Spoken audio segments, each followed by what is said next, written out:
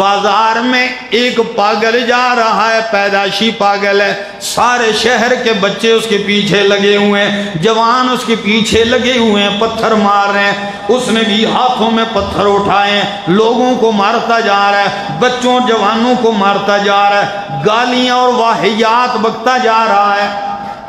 جو منہ میں آتا ہے کہتا ہے۔ اور آپ کو پتہ ہے محلے کی کسی گلی میں پاگل آ جائے تو پورے محلے کے بچے اس کے پیچھے لگ جاتے ہیں، اگر وہ تھوڑا پاگل ہو تو اس کو پورا پاگل کر دیتے ہیں۔ تو یہ حالت بنی ہوئی ہے۔ عبداللہ ابن مسعود رضی اللہ تعالیٰ عنہ نے دیکھا، جو ہی دیکھا پاگل کے پیچھے لوگ دوڑے جا رہے ہیں، فوراً عبداللہ ابن مسعود پہنچتے ہیں، پاگل کو پکڑا بازو سے اور اس کے کان میں کچھ پڑا، جو ہی اس کے کان میں کچھ پڑا پاگل ٹھیک ٹھاک ہو گیا، بالکل ٹھیک، اچھا بھلا ہوگا۔ شور مچ گیا کہ عبداللہ ابن مسعود نے پاگل کو ٹھیک کر دیا، اس کے کان میں کچھ پڑا تو وہ ٹھیک ہو گیا۔ بات چلتے چلتے نبی کریم تک پہنچی، نبی کریم نے بلایا، فرمایا اے ابن مسعود تو نے پاگل کے کان میں کیا پڑا کہ وہ پاگل بھی ٹھیک ہو گیا؟ عبداللہ ابن مسعود رضی اللہ تعالیٰ عنہ کہنے لگے یا رسول اللہ، میں نے اس کے کانوں میں یہ آیتیں پڑھی، 18واں پارہ سورۃ المومنون کی آخری آیتیں، افحسبتم انما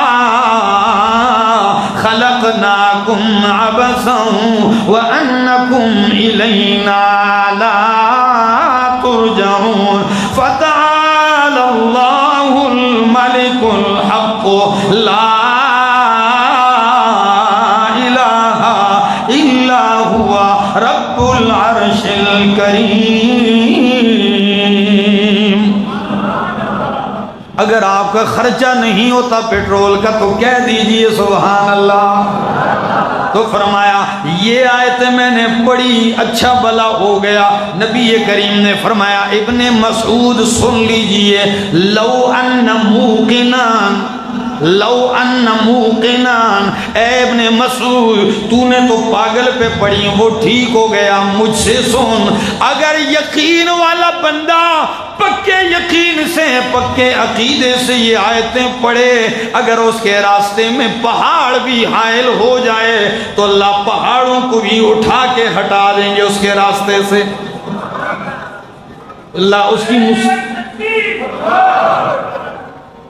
میرا دوست توجہ کر، قرآن یہ وہ پرتاثیر کتاب ہے، یہ وہ اثر رکھتی ہے، لیکن افسوس کی بات ہے ہم نے قرآن کو سمجھا ہی نہیں ہے، ہم نے اس کو سنایا ہی نہیں ہے۔